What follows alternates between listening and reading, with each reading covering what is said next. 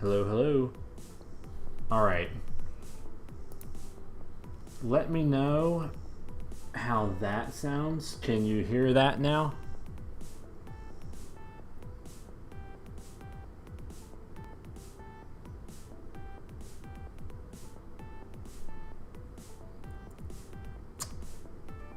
Well, that should have fixed the problem. First off, my microphone in OBS was disconnected, and it was cool, good. It was actually switched to default instead of my microphone. And then on top of that, I always have my microphone to the side of the desk, and then I had to move it to get some of this stuff set up, and I had it set off to the side and forgot to put it back up before starting. So I just talked for like 5 minutes that no one got to hear, so definitely need to I don't know, cut that off in the beginning of the stream. So also looks like my internet is going a little slow, not totally having a good stream quality. Let me double check that. Alright, it's decent, but it's gonna buffer a little bit probably. Alright, so let me know if the mix of the audio is alright now between my voice and the music. That's what I was mentioning earlier, that the music volume was too loud in my headphones and too quiet on the stream. But I tried to fix that so everyone can hear it a little bit better. And to start off the intro again, since we had some mic difficulties, we are going to be continuing in Pic-A-Block from where we were.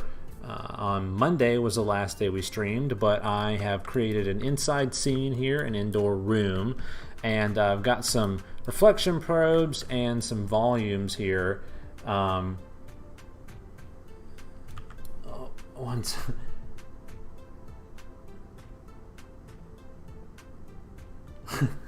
Hey Velvet, yeah, that is absolutely hilarious. I'm just like, I'm really bad at streaming, and I'm like just trying to get a hang of it.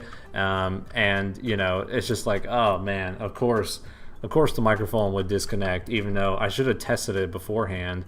But you know, I'm so bad at it. But anyways, but thanks for dropping by. But yes, so I've got some reflection probes and some volumes built here because we're in HDRP. So I was mentioning the motion blur. So you don't get blinded when you're coming in the level.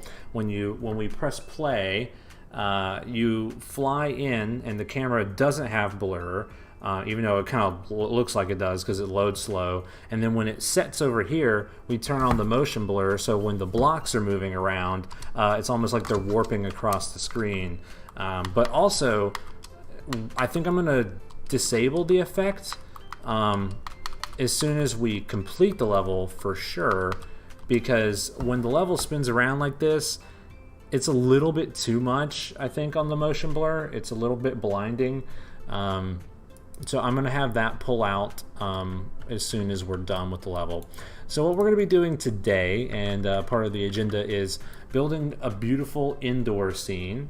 And so you see I got this little standard room here. The lighting still looks pretty good. Our table that we modeled in the last couple of episodes is still pretty awesome. We got reflection in our metal here. We got our little bolts here.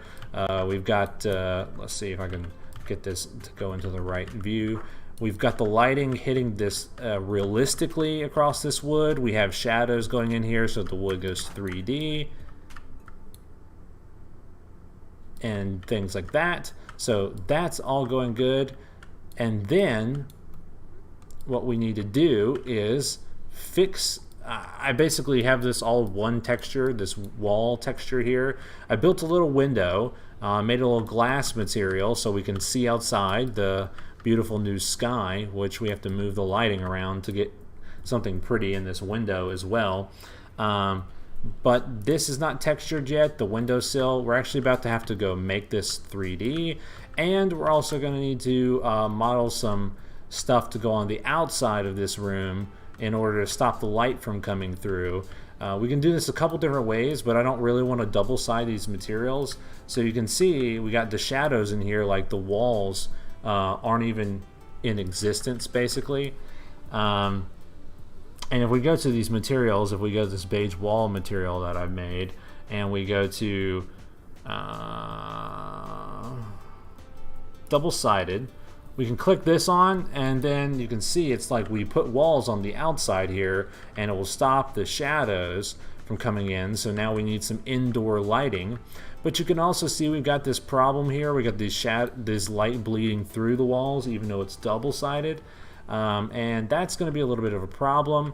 I believe that we can fix this in our lighting settings, but this is not how we're going to attempt to fix the lighting. We're going to build a little bit of a model on the outside to block this way. We're going to build out here. We're going to put models out here for the outdoors, probably like a tree or something. And then we're going to color these the right things, get a good floor to go here, get the walls recolored to the correct wall, and then we're going to start filling the room out. There's going to be a couch here. We're going to do a little side table. This will be the coffee table. Over here would be the TV that they would be looking at. Maybe a lamp over here in the corner. I'm actually trying to decide between lamps or maybe doing some recessed lighting that's like in the roof here, and then maybe also a lamp over here. Probably going to model like some potted plants to go on the side, and then as well as that we'll model some stuff to go on this table. So now that we've got this basic setup running, all the code is running still good from the other day, now it's time to just go ahead and start filling this out, creating it. Now that we've got the lighting set up and the volume set up that we need, start putting objects into the level, and then we need to bake the lighting to get a professional kind of look. So that's where we're going to go next. We're going to go ahead and pull up Blender, and you can see here this it looks terrible in here because I was testing the sizes of the UVs.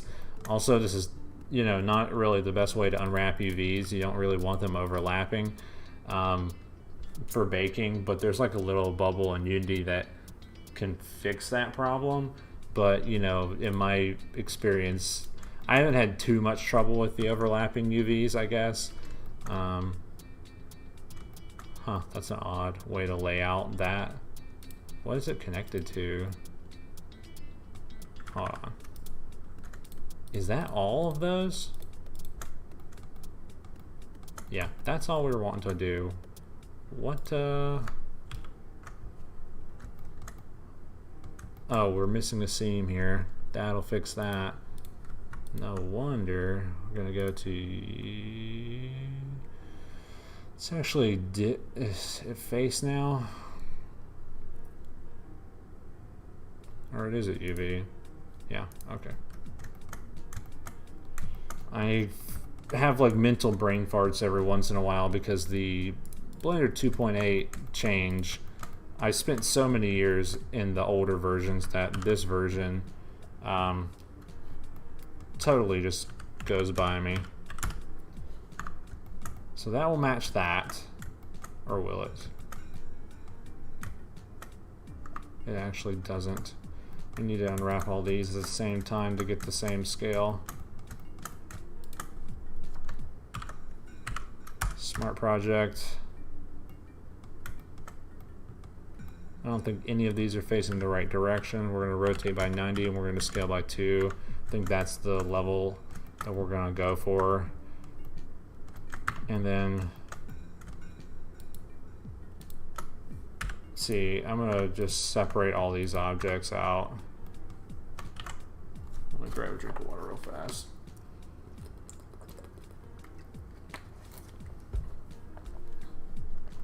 Yeah, so this is another thing. It's kind of like, I don't really know. I don't know the best way to go about it, basically. Some of the UVing stuff is kind of like, oh, what's up, Sean? Thanks for popping by. Some of the UVing stuff is kind of like,